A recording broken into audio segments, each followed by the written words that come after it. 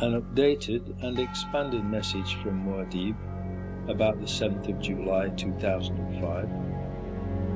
Dear viewer, I hope this finds you well, in good spirit and having a good day. Regarding the 7/7/2005 terrorist attacks in London, let us look at the facts and see what we were told and compare them. Then, using Occam's razor and common sense, let us see what conclusions are to be drawn, so we can all understand what most likely really did happen that day. First chapter, title: Mock Exercises and Bomb Hoaxes in the Run-Up to 7/7/2005. More than a year before the 7/7/2005 attacks, on the 16th of May 2004, an edition of the BBC One Panorama programme broadcasted a mock exercise, imagining what would happen if a terrorist attack was executed in London in the near future, consisting of 3 explosions on tube trains in the London Underground and 1 explosion on a road vehicle. The following excerpt from the BBC programme gives us a good idea of why this programme was made. If there are now bombs going off above ground, in this case a lorry being attacked, it could happen anywhere. So the potential for mass panic across not just the capital but the whole country is very much with us.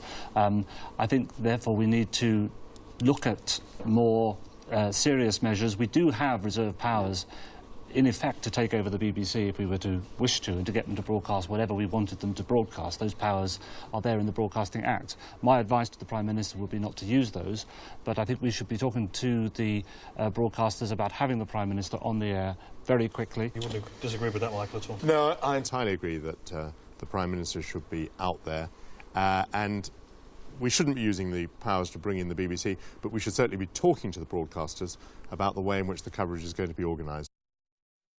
Please note well that he said the coverage is going to be organised.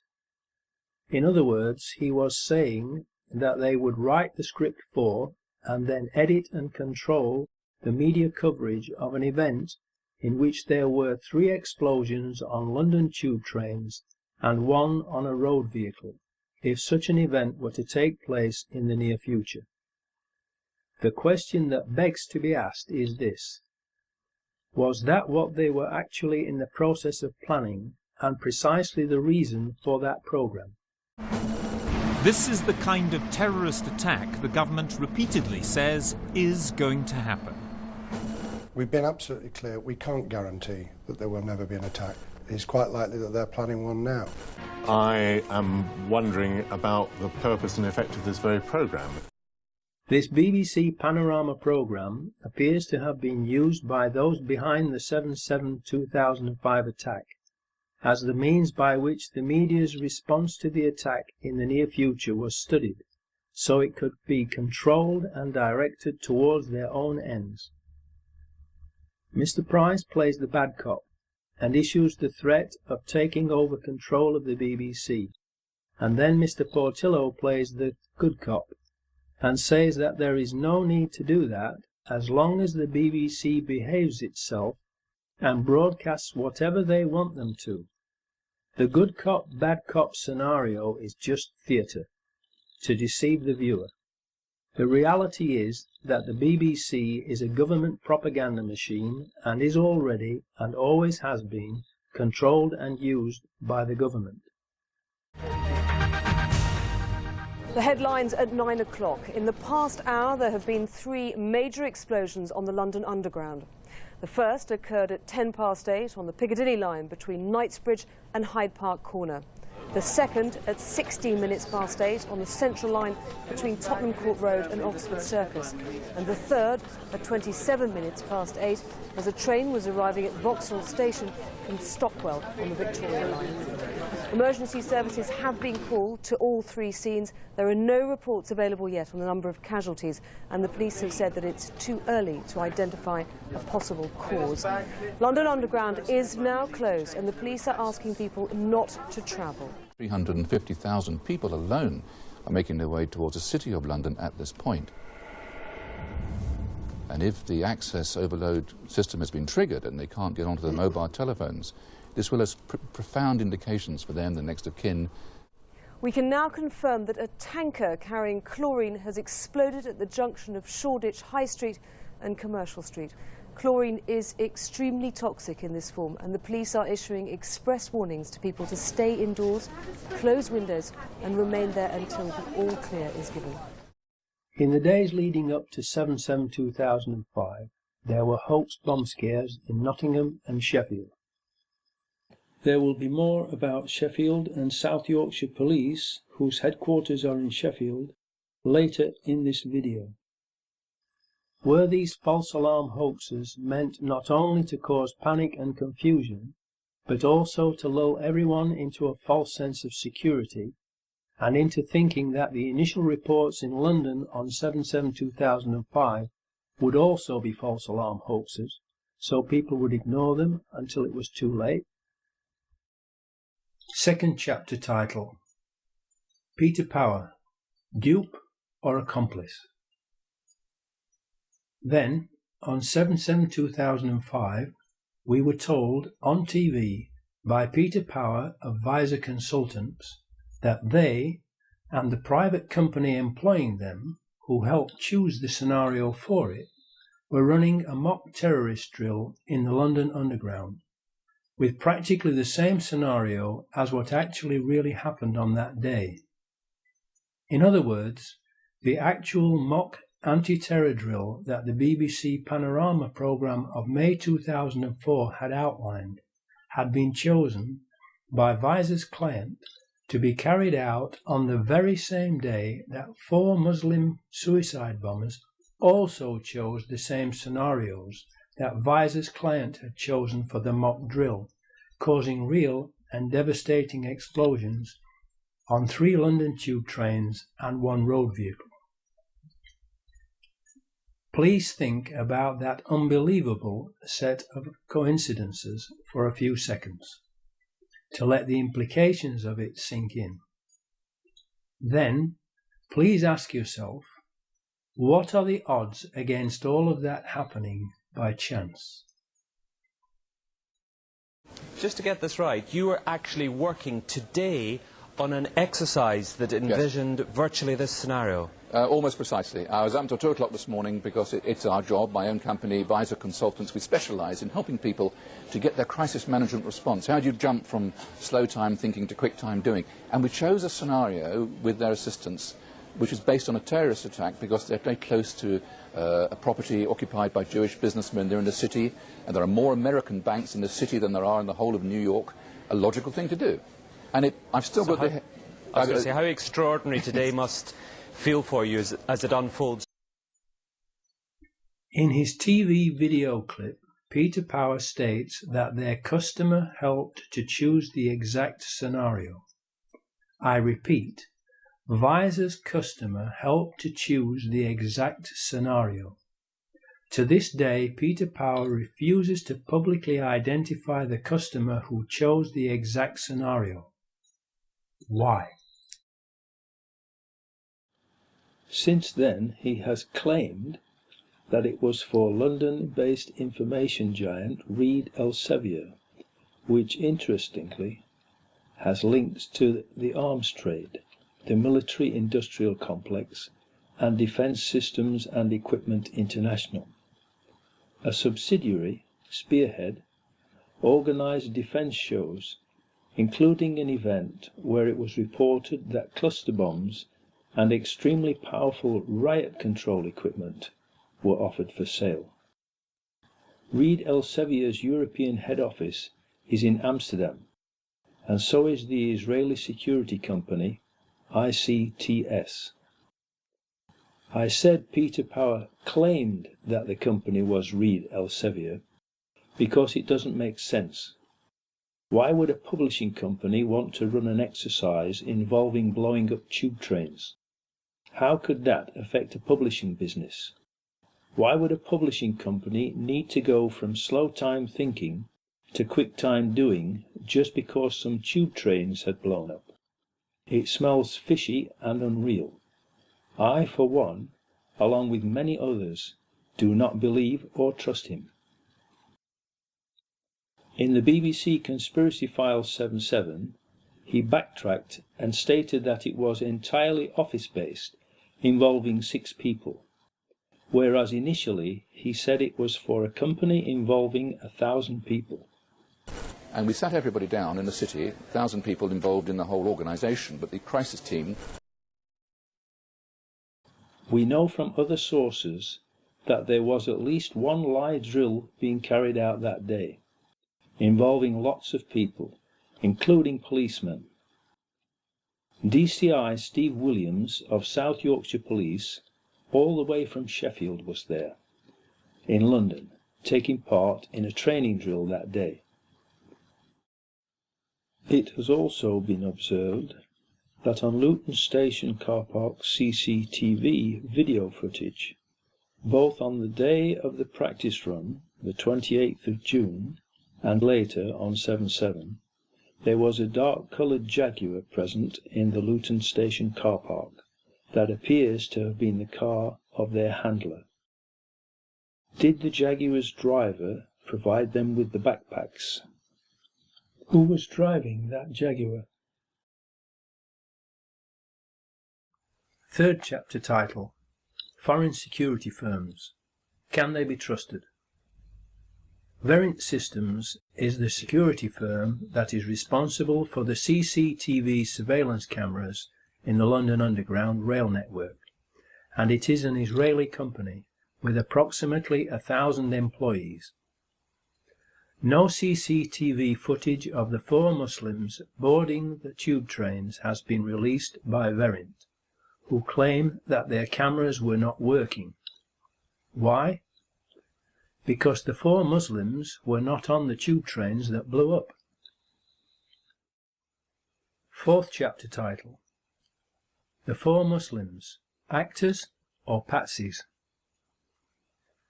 We were also told that the training exercise involved 1,000 people and, of course, amongst those 1,000 people would have to be the 4 people who were recruited to play the parts of the mock terrorists. Therefore, as part of the exercise, they would have recruited 4 young Muslim men to carry 4 backpacks that were to contain mock explosive devices. Who were their Muslim recruits? These Muslim men would naturally buy return train tickets and not one-way tickets, because they would be going home after playing their parts in the training exercise. One of them, the oldest, who would be considered the ringleader of the group because of his age, would have been asked to make a suicide video prior to 7/7/2005, being told it would form part of the training mock terrorist exercise, in order to make the exercise, and possibly a film to be made of it, look as realistic as possible. He would obviously not have been told the details of the whole plan until later, probably when he and the others arrived at Luton on the 7th of July 2005, to make absolutely certain that the scenario of the drill which would take place that day could not be talked about by or to anyone. The second oldest would also be asked to make a similar video as a backup for just in case anything went wrong, and or the oldest pulled out of the drill before the 7th of July 2005. Mohammed Siddiqui Khan's wife Hasina, now his widow, was pregnant and had started bleeding on the 5th of July, 2 days before the bombings took place. There was obviously something wrong with her, so Mohammed Siddiqui Khan took her to hospital in Dewsbury. She was examined and booked in for a scan on the 7th because of a threatened miscarriage. So, in the circumstances, as a loving husband and dad, as he demonstrated in his second video that has been broadcast, he most probably did pull out of the training exercise. After he had taken his wife home, he said he was going to see his friends, and she never saw him again. She miscarried on the 7th of July, the day of the bombings, not knowing what had become of her husband. The petrol attendant at Woodall Services on the M1 motorway, where Shazad Tanweer stopped for fuel in the Nissan Micra, says he only saw 2 people in the car, Shazad Tanweer and Hasib Hussain, as can be seen in the CCTV footage.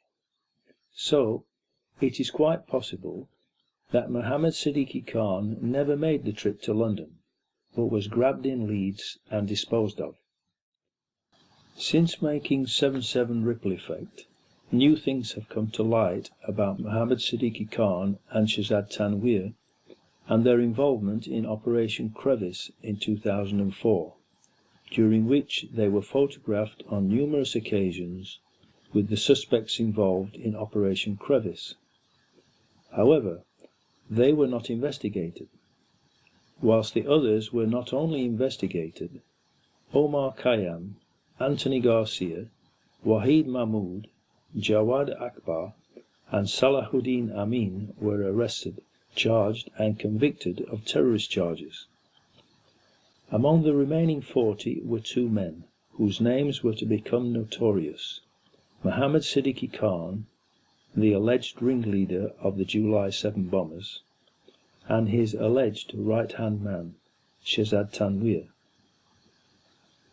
Operation Crevice was an investigation into a group of Muslims who are alleged to have been manufacturing ANFO bombs from ammonium nitrate fertilizer and fuel oil in the UK, similar to what Timothy McVeigh used in his Oklahoma City truck bomb in the USA.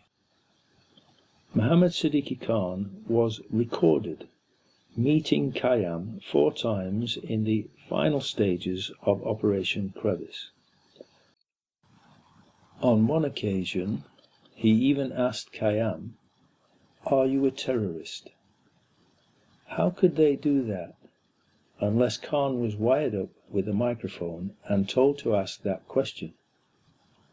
Who would ask that question if not told to do so, so that the answer could be recorded and used in evidence? Shazad Tanweer also met Khayyam around this time. Operation Crevice wound up in the spring of 2004, just around the time that the BBC Panorama programme, London Under Attack, was being made and broadcast in May. I and others, including Charles Shoebridge, who is a well-known security expert, have suspected for quite some time that Mohammed Siddiqui Khan, codenamed Ibrahim, according to Mohammed Junaid Babar, and Shazad Tanweer were in fact MI5 assets, and this Operation Crevice evidence is further indication that they were indeed working for MI5.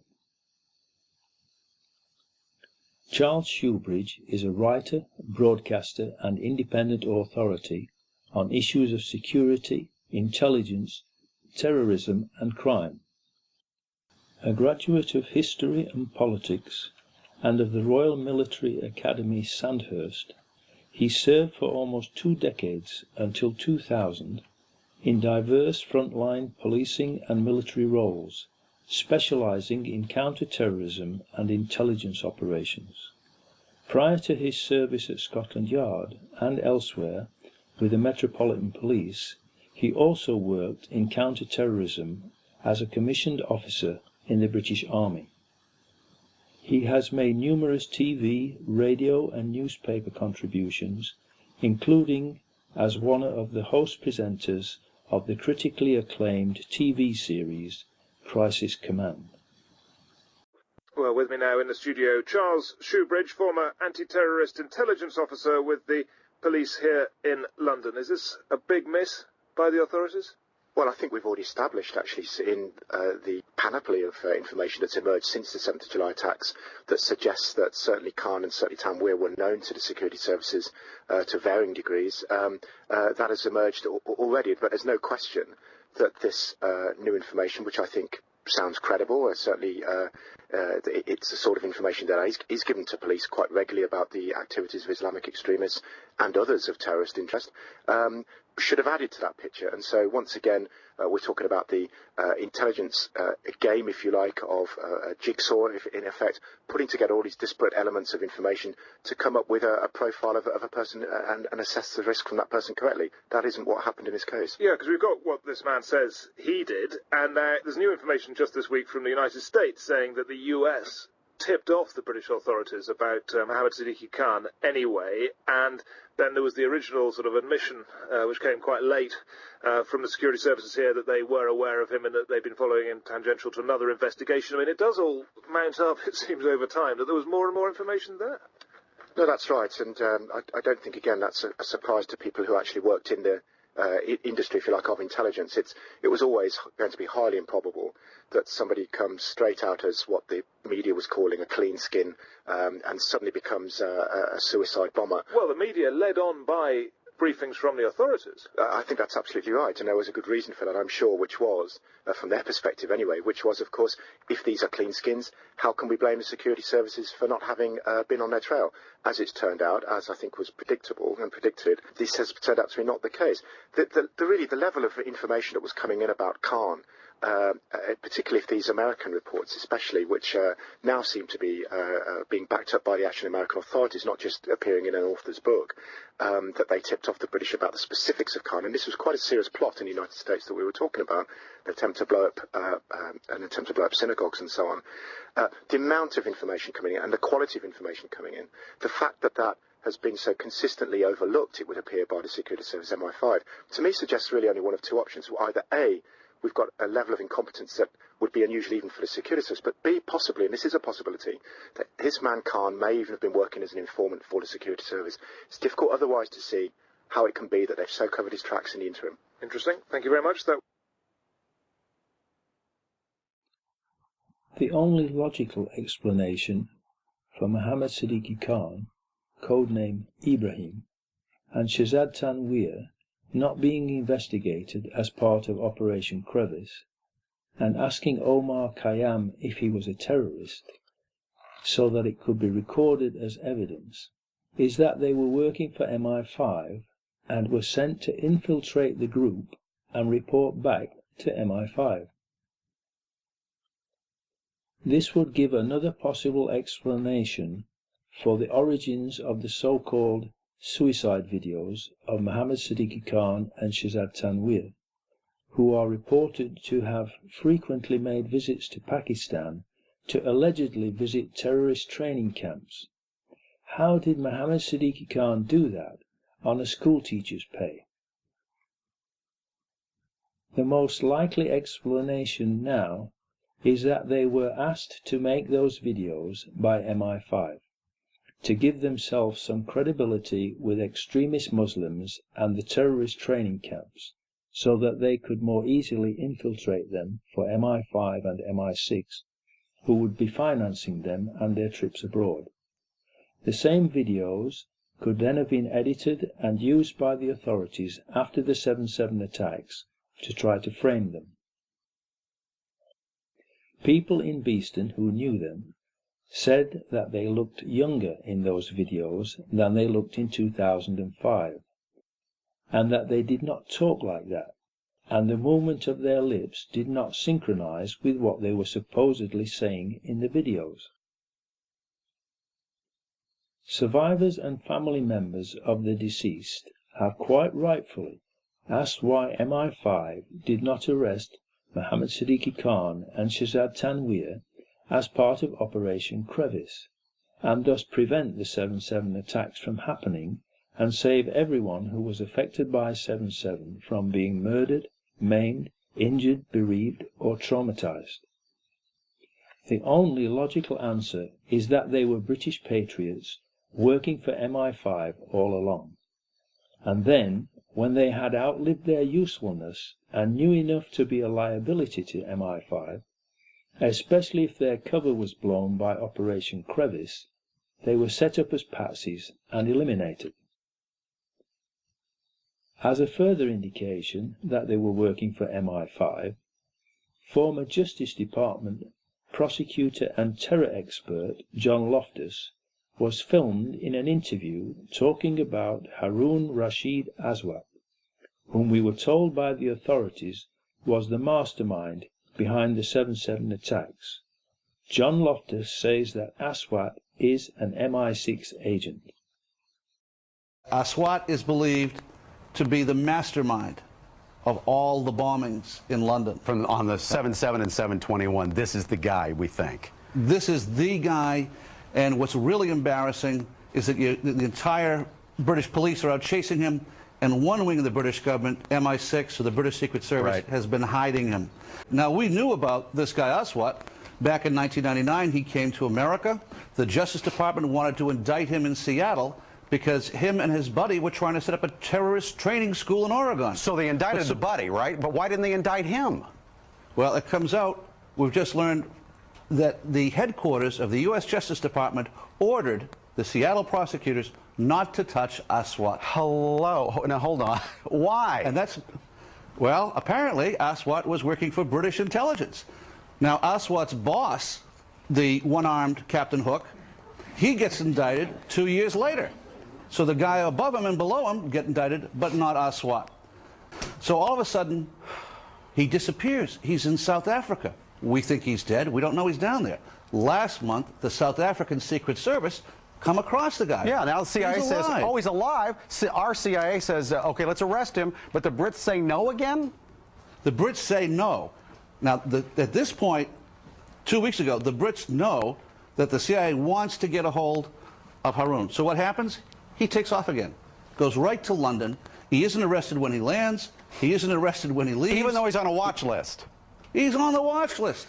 The only reason he could get away with that was if he was working for British intelligence. He was a wanted man. And then takes off the day before the bombings, as I understand it? Yeah, and goes to Pakistan. The Pakistanis arrest him. They jail him. They jail him. He's released within 24 hours. We were told by the British authorities that the alleged bombers made phone calls to Aswat prior to the explosions. Aswat came into the UK towards the end of June 2005 through the port of Felixstowe. He left the UK on an early morning flight from Heathrow on the day of 7/7. When the police were doing their investigations into the 7/7 atrocity, they came across evidence that Harun Aswat had made mobile phone calls to the alleged suicide bombers just hours before the attacks. He had made about 20 calls to them. With the suspicious travel movements by Harun, and along with the many mobile phone calls he allegedly made, he was designated as prime suspect and mastermind of the 7/7. It was at this point that he was traced to South Africa, Zimbabwe, and watched until he tried to cross the border to Zambia. He was arrested. Once in custody in Zambia, Aswat was then deported to the UK for questioning about 7/7. During this time, MI6 then declared that he was an agent of theirs, and that Aswat had nothing to do with the 7/7 atrocity, and that he will not be interviewed.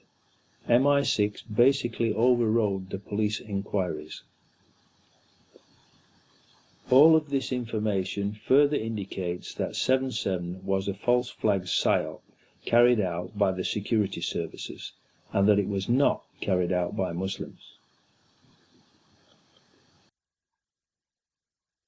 It should be noted that neither Mohammed Siddiqui Khan nor Shehzad Tanweer specify what their targets were in their videos. It is also interesting to note that no one has ever claimed responsibility for the 7/7/2005 bombings, except for a message on a fake Al-Qaeda website on the same day that was traced to Texas in the USA. As already stated, if Tanweer and Khan were working for MI5 and MI6 as informants and asked to infiltrate extremist Muslim groups, then that would explain the making of these videos, to be used as part of their credentials when attempting to gain the trust of extremists. 2 years afterwards, because more and more people doubt the official story and are proving it to be lies and deception, and are rightfully demanding an independent investigation, the police have arrested, frightened, intimidated and harassed Mohammed Siddiqui Khan's widow into publicly condemning her husband. She has a young daughter to protect and has stated that she is now afraid of the police. They kept her in custody for 6 days to intimidate her and then showed her what they claim is her husband's will and suicide note. Obviously, this was done to get her to condemn her husband publicly, in exchange for the authorities' implied agreement to leave her alone, to which she will have agreed in order to protect herself and her young daughter from further harassment. Where were these documents found, and why did it take 2 years for them to be shown to her? They are, after all, her rightful property, if genuine. 2 years is ample time to forge a short handwritten note and signature on a will.